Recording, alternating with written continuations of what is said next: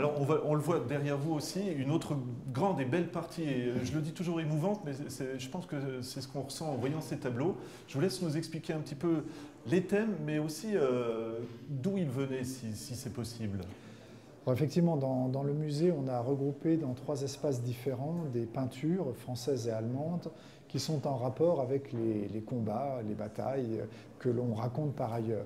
Alors on ne les a pas mélangées aux collections militaires parce que la peinture a été faite évidemment après la guerre, ce n'est pas une représentation précise de combat, mais souvent traduisent un phénomène culturel de l'époque, l'opinion du peintre, etc. Donc par exemple, quand les relations internationales entre la France et l'Allemagne sont très détendues, eh bien les peintres vont plutôt exprimer non pas cette entente retrouvée, mais au moins ces moments de détente entre les deux États jadis rivaux. Voilà, donc, ou alors certains peintres vont exprimer plutôt des gestes héroïques, par exemple, dans un style donc assez patriotique, ou au contraire vont être marqués par la violence des combats et exprimeront plutôt un sentiment, disons, pacifiste, même si c'est un peu pas encore anachronique, mais au moins voilà, témoigne un peu de ce regard qu'ils ont sur les combats à travers des scènes douloureuses, pourrait-on dire, et en général peu appréciées par les autorités françaises qui veulent bien mettre en valeur des scènes plutôt patriotiques, des gestes héroïques, etc., mais pas tellement des scènes où les soldats français apparaissent comme des cadavres, ou apparaissent comme effrayés, ou apparaissent comme battus, évidemment. Et là, on voit vraiment un grand réalisme à chaque fois, hein, ce qui ressort, ne serait-ce que derrière vous, les visages des soldats, la peur, les pleurs, voilà. Oui, alors bien sûr, ça dépend de chaque tableau, Oui. mais le tableau qui est derrière moi, c'est un tableau de Georges Janniot, peint en 1886. L'artiste a participé au combat de Rezonville, parce qu'on est quand même sur des générations qui, au moins pour certains d'entre eux, ont participé au combat, que ce soit d'ailleurs des Allemands ou des Français. Et Georges Janniot a participé à ces combats et manifestement a été marqué par l'expérience qu'il a eue sur le champ de bataille. Voilà, cette violence du feu finalement, ses camarades tués, blessés, souffrants, et il a voulu l'exprimer dans ce tableau qui est derrière moi, et c'est pour ça qu'on voit au premier plan des soldats manifestement choqués par le feu, manifesté à l'arrière par ses camarades qui tirent au fusil, avec ces nuages de fumée, puisqu'à l'époque les armes produisaient beaucoup de fumée sur le champ de bataille. Et l'on voit ici, à côté de ces socs de charrues qui finalement témoignent au contraire de l'activité pacifique normale de la campagne, et donc contraste avec ces soldats effrayés qui se tiennent le visage par les mains. Alors après, il y a quand même, parce que quand même le champ de bataille, pourrait-on dire, fédère l'amitié, fédère effectivement des gestes héroïques tout à fait objectifs en soi et peu imaginables ailleurs. Et l'on voit à l'arrière du tableau aussi ce groupe commandé par l'officier qui, dans un geste héroïque au bon sens du terme, motive ses troupes. Mais ce côté-là n'est pas contradictoire avec le fait que certains soldats, évidemment, ont été choqués, effrayés, etc. Et c'est ce qu'a voulu montrer l'artiste. Et ce tableau a été évidemment assez peu apprécié par les autorités françaises à cause de ces soldats français effrayés représentés sur la toile. Voilà. Je voudrais juste qu'on parle du tableau qui est derrière moi, parce qu'il est très évocateur, mais vous m'avez raconté une anecdote qui est vraiment, dès que vous allez nous l'expliquer, on voit vraiment un sens de l'image, quoi, finalement. Oui. Alors effectivement, il s'agit d'un grand tableau très connu à l'époque. C'est un dépôt du musée d'Orsay. Et ce tableau représente une charge de cavalerie. La charge de cavalerie est une sorte de pièce d'anthologie de tous les peintres de l'époque, et pas seulement d'ailleurs pour la guerre de 70. Je crois que toutes les guerres ont été représentées jusqu'à cette époque-là. On a évidemment, c'est un morceau très prisé par les peintres. Alors, il se trouve que ce qui a fait la célébrité de cette toile, qui était représentée en abondance dans la presse, les livres scolaires, les journaux, etc., les livres, bien sûr, c'est le fait de voir ces chevaux galopant. Et finalement, si l'on regarde le tableau, on voit bien sûr une série de chevaux galopés, mais on s'aperçoit que le mouvement de ces chevaux, en fait, n'en forme qu'un. Et le peintre s'est inspiré des travaux de photographie de l'anglais Muybridge, qui a été le premier à photographier les mouvements, alors les mouvements d'un cheval, mais aussi les mouvements d'un homme, etc. Et ces photos sont très connues d'ailleurs. On voit ces mouvements décomposés. Et c'est la première fois en fait que l'on voyait véritablement, j'allais dire objectivement, à travers l'objectif du photographe, le mouvement du cheval décomposé. Et ça a marqué évidemment ce peintre et bien d'autres peintres du reste. Et il a voulu en quelque sorte reprendre ces travaux-là pour montrer le mouvement vraiment réaliste qu'avait capté la photographie. Et c'est la première fois qu'on représentait le mouvement du cheval de cette manière.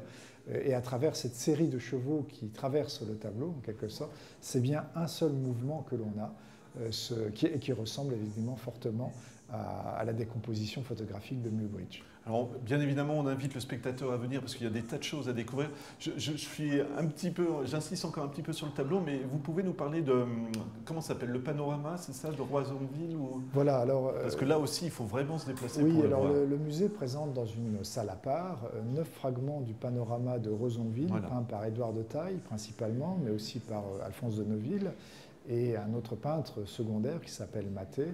Et ce grand panorama, qui est une toile en fait présentée dans une grande salle circulaire, était longue de 120 mètres et haute de 14 mètres.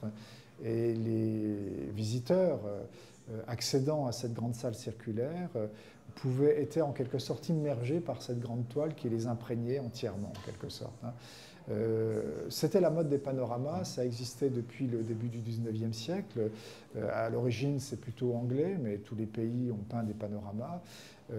On peignait surtout des panoramas de paysages, par exemple des chaînes de montagnes impressionnantes, etc. Et évidemment également des grandes batailles. Des grandes batailles. Il y a une grande bataille dont on a parlé récemment, qui est très connue, Waterloo. Et à Waterloo encore, on peut encore voir un grand panorama sur le champ de bataille de Waterloo. C'était très à la mode à l'époque. De Taille a peint ce panorama de la bataille de Roissonville, donc le village à côté de Gravelotte, et il a représenté ce qu'il nomme lui-même la réalité de la bataille, c'est-à-dire, mais il l'a choisi après la bataille, curieusement, c'est-à-dire qu'il a peint les troupes quasiment au repos à la nuit tombante, donc avec des couleurs d'ailleurs très, très belles, de tombée de soleil tout simplement. Et l'on voit l'état-major rassemblé autour de la croix de Roissonville, qui est l'axe de composition, le plus grand fragment qui existe, nous l'avons ici présenté au musée. Et puis dans l'arrière-fond, donc les troupes qui se replient en quelque sorte au village et qui se protègent et qui essayent de se trouver, avec des petites scènes partout dans le tableau, avec des blessés, des morts, des ambulances qui viennent chercher les blessés, etc. Donc nous avons 9 fragments de ce grand panorama qui n'existent plus, puisqu'il ne reste que des fragments justement, qui sont un peu dispersés dans les collections publiques françaises. Le musée de l'Armée en possède la plus belle collection avec nous-mêmes, et puis également de nombreux musées de beaux-arts, principalement en France, mais aussi à l'étranger, et aussi évidemment dans des collections privées pour au moins quelques-uns. Ouais. Pardon, excusez-moi. Mais justement, on est au musée de Gravelotte et on n'oublie pas l'annexion non plus. Et ce qu'il y a d'intéressant, comme vous l'avez expliqué, ça permet de nuancer les avis qu'on peut avoir aussi, hein, de parler de cette période juste après le conflit. Voilà, alors on a voulu dans ce musée, bien sûr, présenter la guerre de 70, mais on a voulu la dépasser parce que on ne voulait pas faire un musée militaire au sens propre du terme, mais véritablement un musée d'histoire qui raconte une histoire et qui raconte finalement, à travers la guerre de 70, l'histoire de la Moselle, quelque part, ou de la Moselle et de l'Alsace annexée, puisque c'est bien l'histoire des terres annexées, ce qu'on appelait à l'époque l'Alsace-Lorraine, la Lorraine étant en fait le territoire du département de la Moselle actuelle, tout simplement. Et ce territoire annexé au Nouvel Empire, constitué en 1871, après la défaite française. Et c'est ce territoire, l'Alsace-Lorraine, qui est finalement la terre commune du nouvel empire allemand unifié pour la première fois. Donc l'Alsace-Lorraine a une part particulière, à la fois dans l'histoire allemande, puisqu'elle est en quelque sorte à l'origine de son unité politique, à travers ce nouveau Reich proclamé à Versailles, dont le roi de Prusse deviendra empereur d'Allemagne, D'autre part la France qui a perdu quand même une part de son territoire, en gros 3 départements, hein, pour simplifier. Et la conséquence pour la France a été l'instauration d'un nouveau régime, la République, certes qui avait déjà été, puisqu'on parle c'est la Troisième République, il y a eu la Deuxième République avant et la Première République, mais des régimes qui jusqu'à présent, un régime qui n'avait pas été stable, puisque le 19e siècle est entre d'abord soit des monarchies, soit le Second Empire, hein, donc impérial. Mais après 1871, la Nouvelle République va s'installer durablement en France. Donc ça aussi, c'est un peu une conséquence imprévue de la guerre de 70. Donc l'Alsace-Lorraine, finalement, et la guerre de 70 sont aussi importants pour l'Allemagne, pour la France, avec un peu entre les deux, pourrait-on dire, ce territoire alsacien-lorrain, alsacien-mosellan, qui a vécu donc pendant ces 47 ans dans un nouvel État, l'Empire allemand, et qui s'y est intégré plus ou moins, mais quand même un peu. C'est ça qui est passionnant. On ne va pas rentrer dans le détail parce qu'encore une fois, il faut vraiment se déplacer. Mais je retiens 2 choses. Le cahier des petits écoliers à la fois en français et en allemand. Et quand on faisait les études supérieures, par contre, là, on passait à l'allemand. Mais à la limite, à l'époque, c'est pas à la limite même, c'était normal parce que c'était quand même territoire allemand, hein, tout simplement. Voilà. Alors, on a essayé d'expliquer bien des nuances aux visiteurs. Il y a eu une intégration à l'Empire allemand, mais elle n'a jamais été ni complète ni totale. Et le souvenir de la mère patrie a toujours été un peu présent. Il était plus présent d'ailleurs dans les couches de société un peu aisées et beaucoup moins présent dans les couches populaires. Et puis, de toute façon, il fallait bien vivre. On vivait avec des Allemands. L'administration était allemande, des ouvriers venaient d'Allemagne s'installer, des fonctionnaires venaient, bien sûr, et les militaires étaient très présents en Alsace-Moselle. Et il fallait bien vivre, et on se mariait entre Allemands, Français, voilà, c'est un peu la vie. Alors c'est sûr que la première génération n'était pas du tout intégrée par la force des choses. C'est la génération de la protestation, par exemple, avec des figures comme Monseigneur Despons-des-Loges, dont on expose des ornements, et bien d'autres encore. Et puis, avec les générations qui passent, la société alsacienne et lorraine s'intègre de plus en plus dans l'Empire, mais comme je le disais, avec beaucoup de nuances, parce que ce n'est jamais total et complet. Et puis finalement, on en arrive à défendre sa mère patrie. Donc c'est aussi pour cette région très différente entre l'Alsace et la Moselle quand même. Hein. On partage une même histoire avec l'Allemagne, mais on n'a pas les mêmes cultures. L'Alsace est en tant que telle une entité, la Moselle en est une autre, mais tout de même. Et dans cette période-là, on va en quelque sorte cultiver les racines. Hein, cultiver les racines de la culture alsacienne, cultiver les racines de la culture lorraine.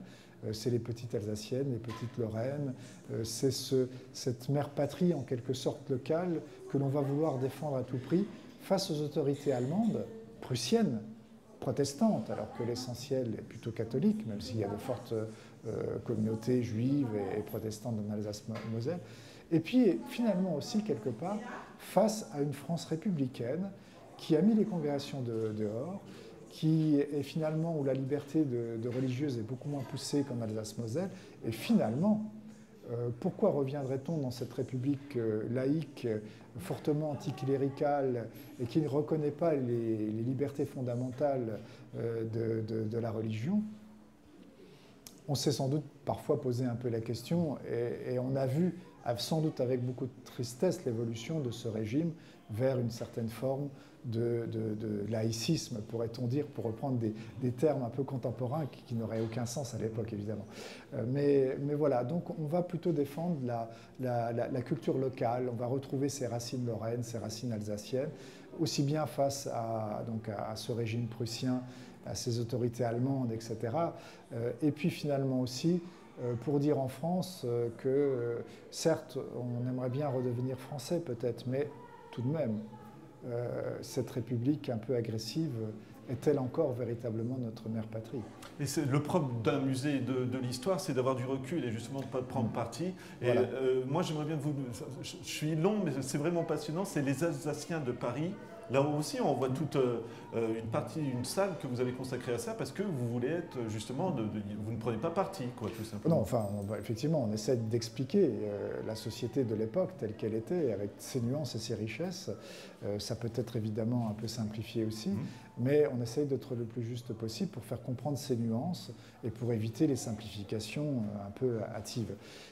Alors, évidemment, ce qui est intéressant pour nous, c'est d'avoir ce regard que porte la France et, comme on disait souvent, les Alsaciens-Lorrains de Paris, ceux qui avaient quitté l'Alsace-Lorraine, et même parfois avant la guerre du reste, hein, mais qui étaient installés, comme il y avait beaucoup de Bretons à Paris, il y avait beaucoup d'Alsaciens-Lorrains et sans doute de beaucoup d'autres régions, et qui avaient formé évidemment une sorte de groupe, un peu de lobby, pourrait-on dire, pour défendre cette Alsace-Lorraine qui est d'abord, évidemment, de leur point de vue, française et qui doit retourner à la France aussitôt que possible. Alors là, on a une autre vision de l'Alsace-Lorraine. On a une vision un peu revancharde. On a une vision où l'on va représenter constamment l'Alsace-la-Lorraine un peu comme des figures éplorées. Voilà, donc il y a toute une culture, finalement, toute une société qui partage cette opinion-là, qui développe ces idées-là, que l'on va retrouver comme imprégnées, en quelque sorte, diffuses dans la littérature, la chanson, le théâtre, bien sûr, et bien sûr aussi dans la politique. La Ligue des Patriotes, par exemple, un organe bien connu à l'époque, animé par Déroulède en particulier, revendique évidemment le retour à la France de l'Alsace-Lorraine. Les autorités politiques françaises, c'est-à-dire à la République, sont beaucoup plus disons, distante avec ces idées revanchardes que manifestent certains mouvements plus nationalistes, plus patriotiques, et à une époque autour de Boulanger principalement, ou de figures littéraires, par exemple, et politiques comme Barrès, bien connu ici en Lorraine.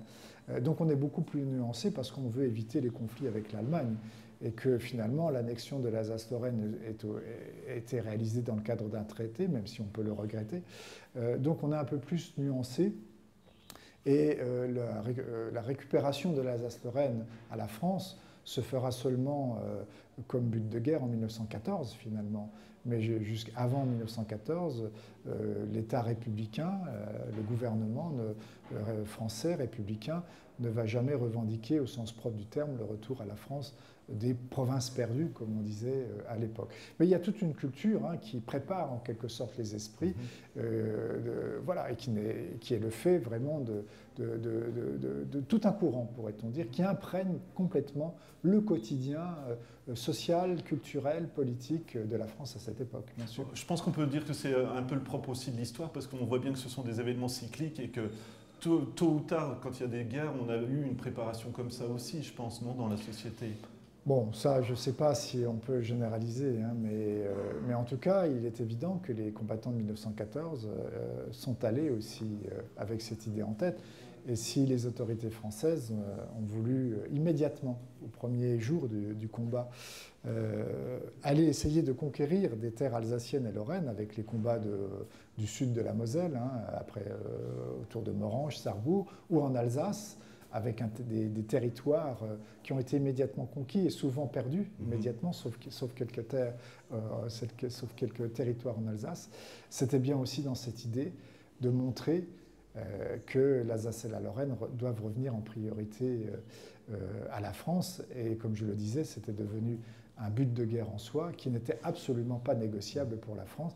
Et d'ailleurs, en 1918, immédiatement après le retour des troupes françaises en Alsace-Moselle, les territoires alsaciens et mosellans, lorrains, sont revenus à la République française, et on n'a pas attendu les signatures du traité de Versailles pour ce fait. C'était un fait acquis pour le gouvernement français. Voilà, bah écoutez, c'est un sujet passionnant et tout ça, on peut le découvrir dans le musée de Gravelotte. Je ne voudrais pas qu'on se quitte sans juste évoquer le monument qu'il y a en face du musée, parce que c'est presque une prolongation naturelle du musée. Vous pouvez juste nous en dire quelques mots ? Alors le musée, effectivement, a été construit en face de la Halle du Souvenir, qui est le plus grand monument sur la guerre de 70, construit par les Allemands, inauguré par l'empereur Guillaume II en 1905. Alors c'est plus qu'un monument, puisque c'est d'abord un cimetière. d'abord de soldats principalement français, et puis après on a réuni des tombes françaises dans cet espace, et on a construit un vaste bâtiment qui est en fait une sorte de cloître néo-roman, comme on aimait à l'époque, et qui était fort en symbolique. Il y avait un ange de la victoire, qui a été une grande sculpture, qui a aujourd'hui disparu, et qui avait été payée offerte par l'empereur Guillaume II. Et puis dans cette halle, il y avait des statues de Guillaume Ier, du prince Frédéric Charles, et de tous les généraux ayant combattu, prussiens bien sûr, allemands, ayant combattu sur le champ de bataille en 1870. Donc c'était une sorte de mémorial à la gloire des armées allemandes de tous les États. Et d'ailleurs, tous ces régiments avaient leurs plaques dans ces galeries. Voilà, donc régulièrement, tous les ans, on y faisait des commémorations, des dépôts de gerbes, etc.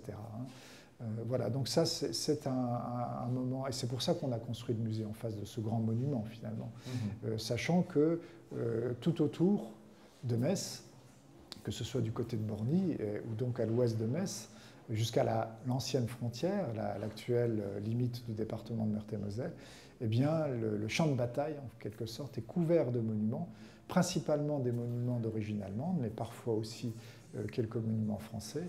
Et on pourrait dire la même chose, donc des champs de bataille du nord de la Moselle, du côté de Spicheren, et également du champ de bataille de l'Alsace, autour par exemple de Wissembourg. Ben voilà, toute dernière question, simplement les horaires d'ouverture, et puis c'est toute la semaine, voilà. Alors le musée est ouvert, question pratique. Oui, le musée est ouvert tous les jours, sauf le lundi, et il est ouvert de 14h à 18h.